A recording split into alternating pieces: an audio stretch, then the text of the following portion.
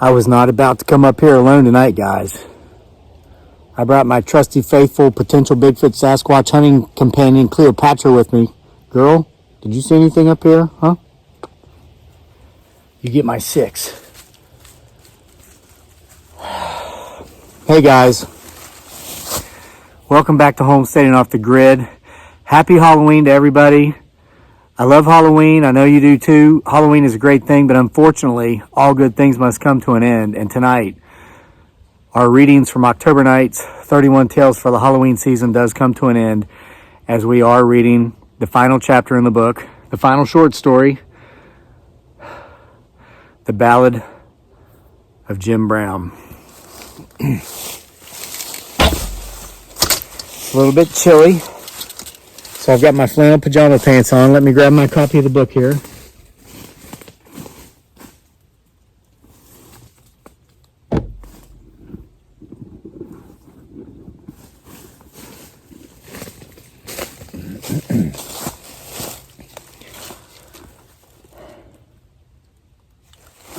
We got movement. Guys, there's someone or something back here. Get my 6. Right in the middle. You hear the footsteps?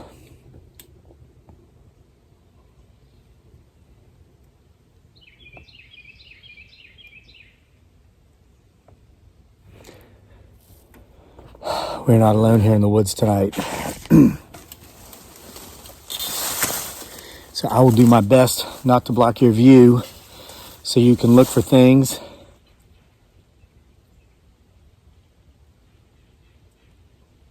And listen. So guys, this has been fun reading you these stories. It's a shame it's got to come to an end, but it couldn't come to an end any better than with the Ballad of James Brown, or Jim Brown, I'm sorry. I'm a little on edge right now. I see movement again.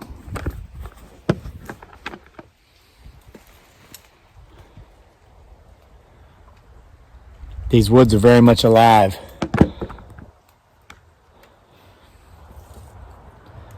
So continue to get my 6 as I read our story. Now, if you've been following this series for the entire month of October, you know we've been visited by Jim Brown. Sorry, I actually, it's a Freudian slip because I love James Brown, the musician. God rest his soul. And God rest the soul of Sean Connery. You know what?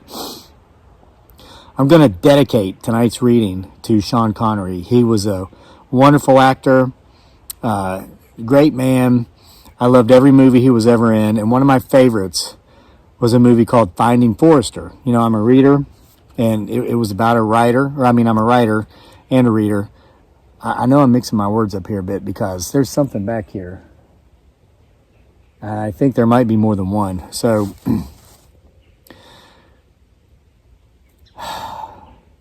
in honor of Sean Connery, who motivated me as an actor, and even his characters he portrayed as actors motivated me, perhaps none more than his character in the movie Finding Forrester, when he was coaching a young aspiring writer who was spending hours that day in his apartment typing out the words, writing prolifically at a madman's pace, and Sean Connery's character yelled out, "Pound those keys, dog!"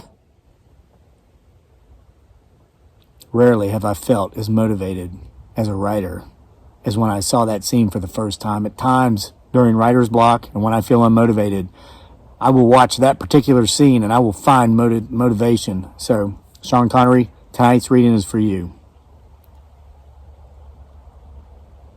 For when I wrote this, I was pounding those keys, dog.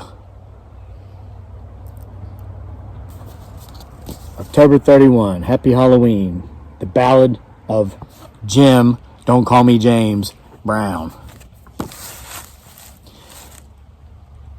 It was late August. It was hot as hell, and I was in the shower.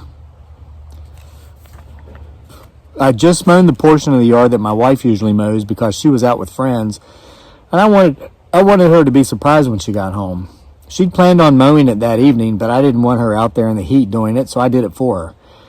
I mow roughly 2 acres of our property, the part riddled with trees, bushes, shrubs, and other natural obstacles, and she mows. Watch for movement. There are demons in this forest tonight, and we are capturing them on camera, on film, on this, the most terrifying Halloween video uploaded to YouTube in the year 2020. Don't take my word for it. Watch.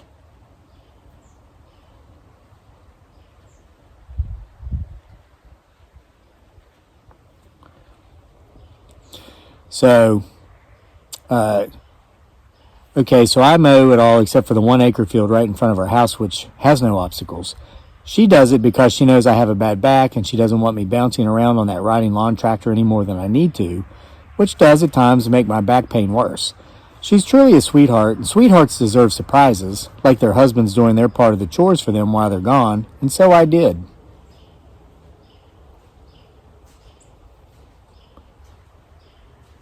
Can you hear those footsteps? There's something so close to us, I feel like we could reach out and touch it.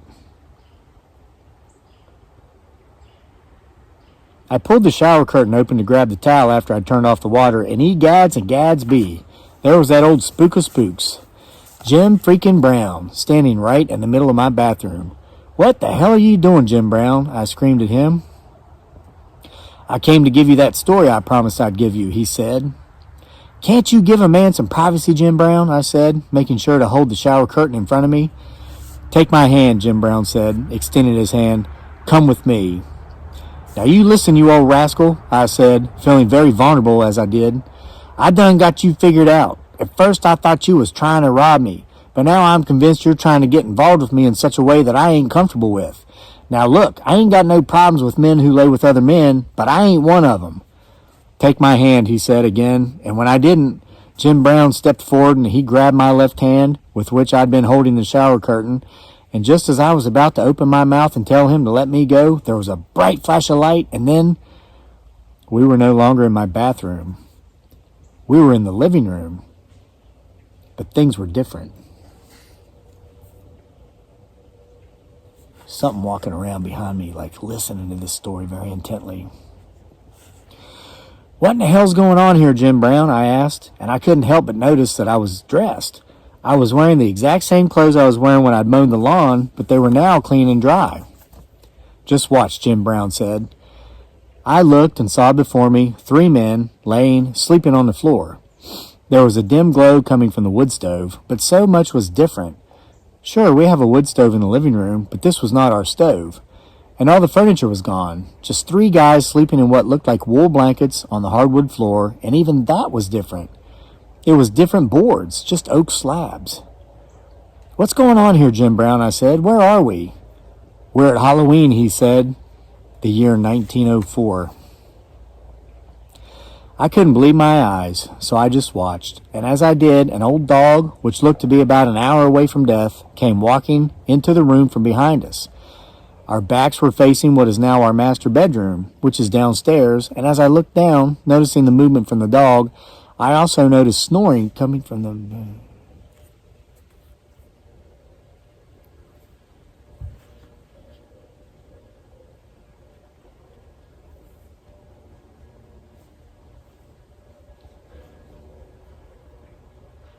There's a bunch of stuff walking all around me, and I can't see it.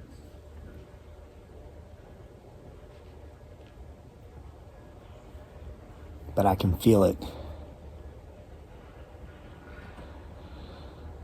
Okay, so I noticed moving for the dog. I also noticed snoring coming from the master bedroom as well. I peeked in there and I saw 4 men laying on the floor, and I saw a dim light. I'm hearing chains rattle, like...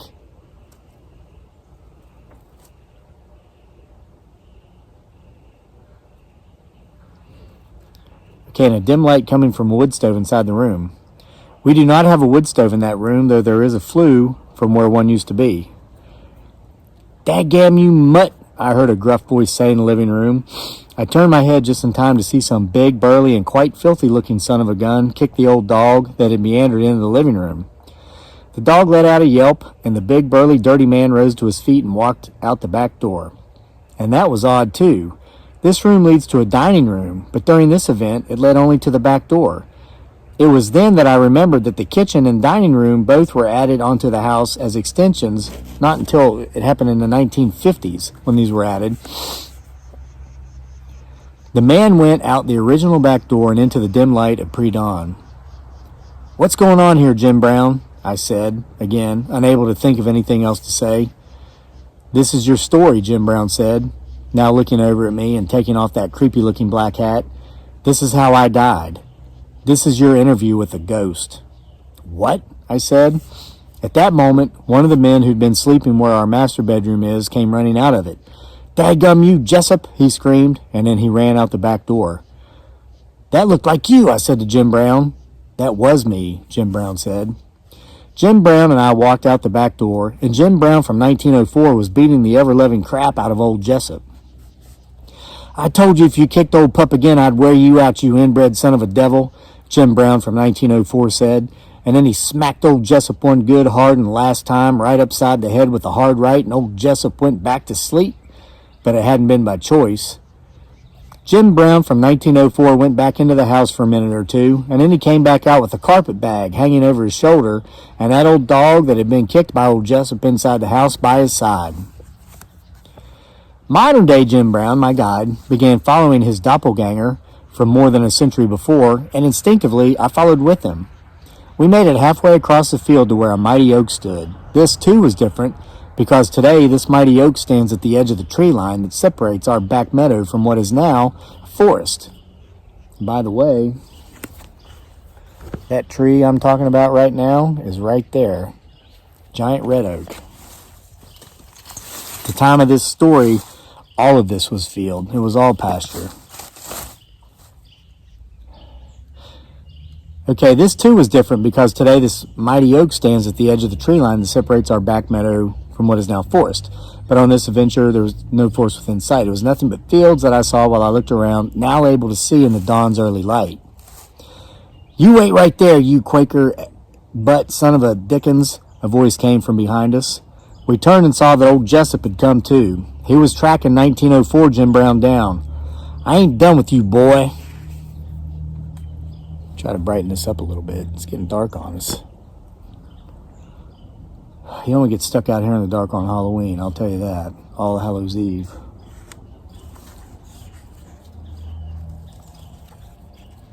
"Now you listen, Jessup," 1904 Jim Brown said. "I done warned you. If you ever hurt old pup again, I was going to whoop you. You went and kicked him again, and I went and whooped you. We're even." "Where you think you're going?" Jessup said, drawing face to face with 1904 Jim Brown and coming to a stop. Jessup was easily a head taller than his foe, and he had to have outweighed him by 50 pounds. And he was a mean, evil-looking son of a gun. "I'm a-moving on," 1904 Jim Brown said. "I'll just head up Pennsylvania way. Plenty of work for me between here and there. Someone'll take me on. It's just best me and you part ways." I could tell that 1904 Jim Brown was terrified. He'd obviously whipped old Jessup out of pure rage and adrenaline. But that rage and adrenaline were now gone, and I think 1904 Jim Brown realized that old Jessup was about to hand him his backside. "Think you're going to whoop me like that and just walk away?" Jessup said. "Look, Jessup," 1904 Jim Brown said, a pleading tone in his voice. "All the other fellers were in the house sleeping. No one knows about it. I won't come back, promise. Just let me and old pup go." Old Jessup said. This is so strange. There's still plenty of daylight left, but just right here, it's getting super dark. You think I'm lying to you?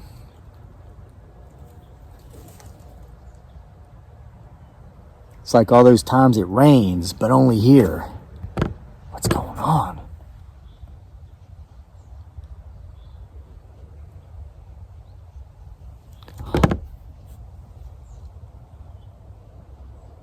I can still see enough to read. I just can't really see what may or may not be sneaking up behind me. You've got to get my 6.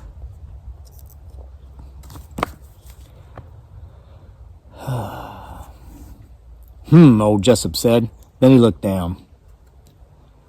He crossed his arms and placed one hand on his chin. "Tell you what," he said, "you can go, but old pup stays with me." What do you want old pup for? 1904 Jim Brown asked. You hate him. I know, Jessup said, and I aim to kill him. You ain't killing old pup, you son of a slug, 1904 Jim Brown said, and all of a sudden he was pissed off again. Not without killing me first. If you say so, old Jessup said, and he hauled off and hit 1904 Jim Brown so hard that I heard his neck crack. 1904 Jim Brown was lifted a foot off his feet and he landed flat on his back and he never moved. Again. Oh, no, old Jessup said, realizing what he'd done.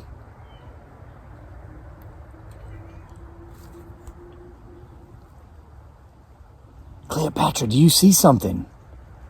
She's letting out her tone of fear. She fears as if we may or may not be in danger. Are there demonic spirits afoot, Cleopatra?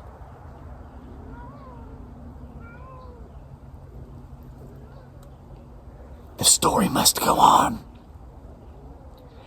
You ain't killing old pup, you son of a slug. Okay, well, Jim Brown's dead. Oh, no, Jessup said, realizing what he'd done. He turned quickly, looking back at the house, making sure no one had seen what he'd done. They had not. You dumb son of a woman beater, Jessup said, grabbing 1904 Jim Brown by the shirt collar and dragging him back behind that mighty oak. This mighty oak. You went and made me do it. This is your fault, not mine. Modern-day Jim Brown and I watched as old Jessup buried the body of 1904 Jim Brown under the freshly fallen leaves of October. Right here. He made his way back to the house, and the story he gave the other guys was that 1904 Jim Brown had woken early that morning and told him he was heading back home to Pennsylvania. No one questioned him because they all had their butts beaten by old Jessup at least once, and no one wanted seconds. The men spoke in hushed tones from time to time of the rumor they'd all heard that old Jessup had actually shot and killed both his parents as well as a local lawman several years before back in his part of Virginia.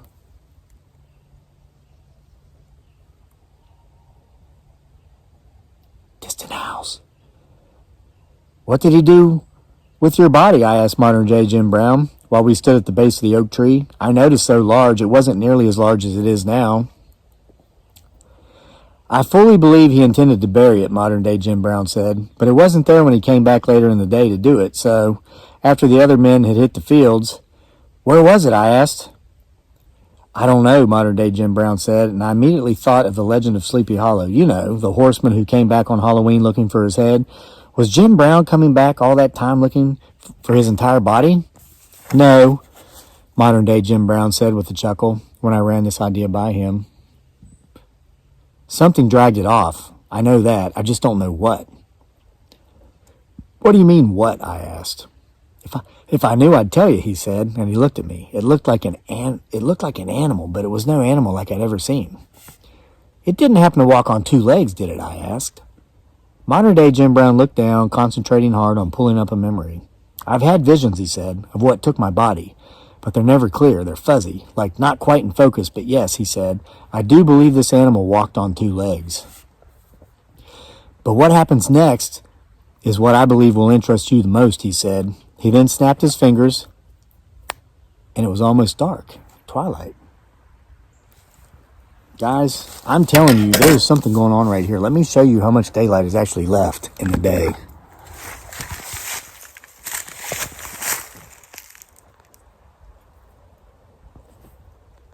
See that? See the camera adjusting? It is not dark. There is a dark force or a dark presence. Down there's my house.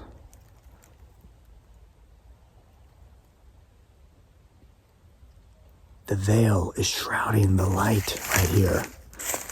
This has never happened. This is an Apple iPhone 11s. This is the most advanced technology I've ever owned. See how you see better? There's the tree that's in this very story.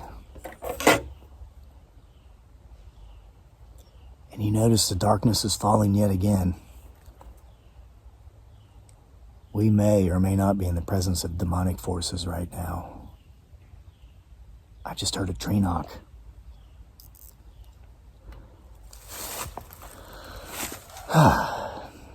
Where are we now, Jim Brown? I asked.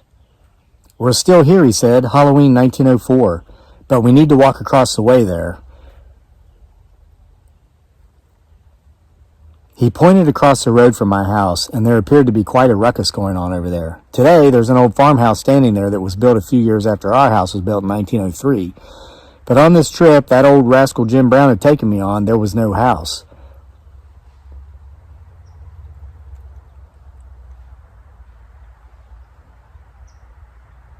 Something's closing in on us. Those footsteps were not made by my cat. She's sitting up there in the field at the campground, staring at the house and looking back at me scared. But the story must continue. This is Halloween. Just more field and another mighty oak. There were half a dozen men or so beneath the tree, and it looked like they were having a scuffle. This property used to be part of a 2,000-acre plantation, Jim Brown began explaining to me as we were making our way to the scuffle. When I worked here as a sharecropper, it was down to 500 acres. The family that owned it had to continuously sell land to maintain their lavish lifestyle since they no longer had free labor by way of enslaved people. So you were one of the original sharecroppers to live in my house, I asked him.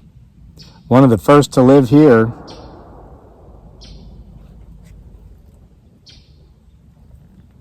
Thunderous tree knock. One of the first to live here, he said, and definitely the first to die here, or be killed, I should say. But old Jessup there, he was number 2. Jim Brown raised his hand and pointed. We'd made our way to the other side of the field, and all 6 of the other guys who had lived with Jim Brown and Jessup were teaming up on old Jessup and whooping him something awful. It looked like it was taking all 6 of them to do the job, because no matter how many times old Jessup got knocked down, he just kept getting back up and coming at him. That's until one of the men who'd readied a noose threw it around old Jessup's neck and then slung the other end of the rope around the bottom limb of the old oak tree. Together, like men playing tug-of-war, they pulled old Jessup up off the ground, and once his feet were a good 2 feet off of it, they held their position until all the life was taken out of him. Damn, I said. They didn't believe his story, Jim Brown said, the one he'd told about me leaving. They knew we hated each other, and they'd assumed, correctly of course, that he'd killed me. They figured any one of them could be next, so they took matters into their own hands. We watched as the men let old Jessup's corpse drop to the ground after it had. They dragged him back across the road, which, by the way, was made of Virginia red clay, not asphalt, like today, and up into a small patch of woods behind my house. There's a graveyard there with at least 5 graves in it that I can tell. I know 3 of the graves belong to 3 little girls who would live in this house about 14 years after the murders Jim Brown had just shown me, and who would succumb to the Spanish flu of 1918. I now knew that one of the graves belonged to old Jessup, because I watched his killers bury him. To this day, I have no idea who the last grave belongs to, but I also know now it wasn't there in 1904, because it wasn't there while they were burying Jessup. Why are you showing me these god-awful things, Jim Brown? I asked my guide. Because you can see me, he said, and you've acknowledged that you can see me. I stood in silence, knowing not what to say. You know that old cuss you used to have problems with? The guy whose parents live across the street, right where you saw Jessup killed? The guy who used to take the hay off your land and then became a total jerk once you stopped letting him have it? Yeah, I said. It's not all his fault, Jim Brown said. I'm not the only one who walks this land on a regular basis. Old Jessup has walked this land for years, and he got in that man's head when he was just a boy. Jessup's angry, and he's made that man angry. And are you aware of what happened to the man who lived in your house just before you, he asked? And I did, and I told him that. The man who'd lived in my house before me, only 32 years old at the time, had committed suicide. His wife and he had been sitting in their car in the driveway arguing so that their children in the house who were sleeping wouldn't hear them, and the man, during the argument, pulled a loaded handgun out of his console and said, "This is all your fault." And then he blew his brains out right there in the driveway and right in front of his wife. No one told us this before we bought our house, and when we found out from a guy we hired to clean our chimney 3 months after we'd closed, we understood why the house had sat on the market for 2 straight years, even though it had been priced far below market value. Further, we understood that all our neighbors who'd come over to introduce themselves and who stated they missed whatever dude's name was, but never told us what had happened to whatever dude's name was, were fake and plastic as crap. We have nothing to do with them, and the annoying neighbor who used to take the hay and who came to harass us until I ran him off with a crayon never mentioned it either, but we already knew he was an a-hole.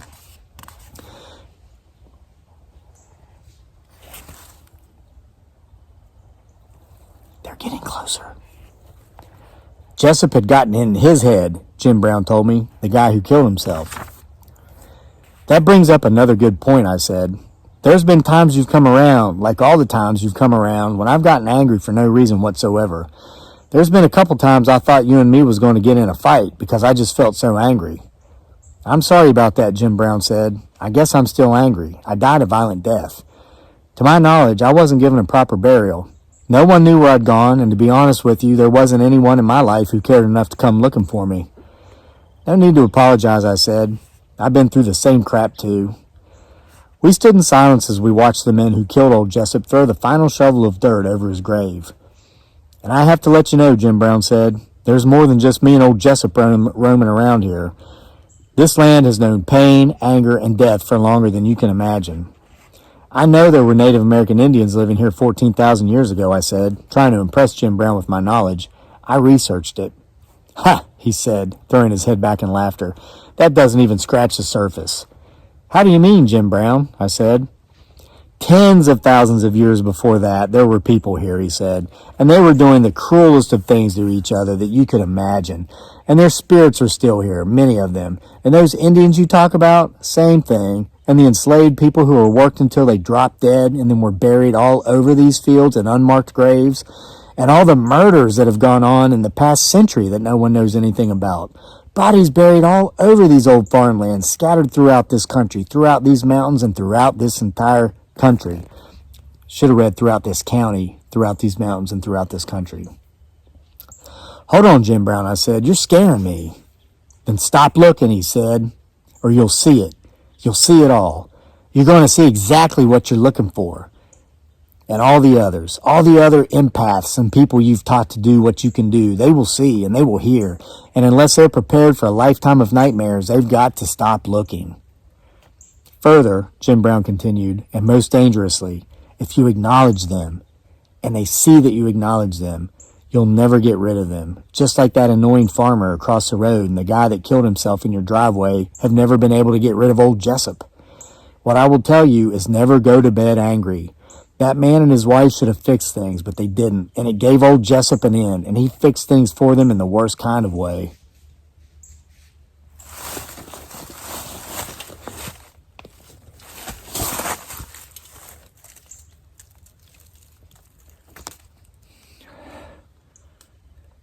Jim Brown stopped.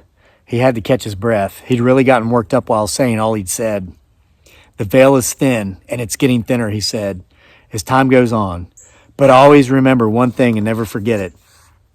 What's that, Jim Brown, I asked. The veil is always thinnest on Halloween.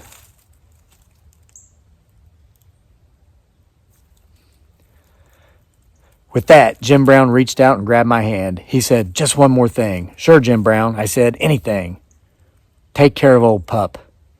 With that, he grabbed my hand, and again, there was a bright flash of light, and when it was gone, I was in my bathroom, naked and wet, holding the shower curtain in front of myself as if shielding myself from someone's view. What are you doing, honey? It was my wife. She just walked in the door. Taking a shower, I said. I just mowed the field for you. I saw that, honey, she said. Thank you. Then she walked into the kitchen and put the grocery bag she had in her hands on the counter. You didn't see a guy riding down the road on a bike while you were coming in, did you? I asked. My wife paused, looked to the right and down a bit, and then she said, actually, I did. She waited a moment, and I held my breath. And then she said, he looks like that creepy kid from that movie, Children of the Corn, we always watch in October, close to Halloween. I dried off and got dressed and never said a word to my wife about Jim Brown. I was happy that she'd finally seen him, though she had no idea who it was she'd seen. That night, as we lay in bed sleeping, with my psychotic cat sleeping on our dresser, I was awakened by what felt like something jumping up on the foot of our bed. I looked up and saw the cat, still on the dresser, back hunched up, hair standing, and she let out a light hiss. Come here, old pup, I said, and I patted the bed covers beside me. I won't hurt you. Tiny feet that could not be seen made tiny imprints in the comforter. A large indentation appeared on the comforter beside my chest. I put my arm around something I could not see and that I could not feel, and I went back to sleep. And I slept soundly for the rest of the night. The end. Maybe.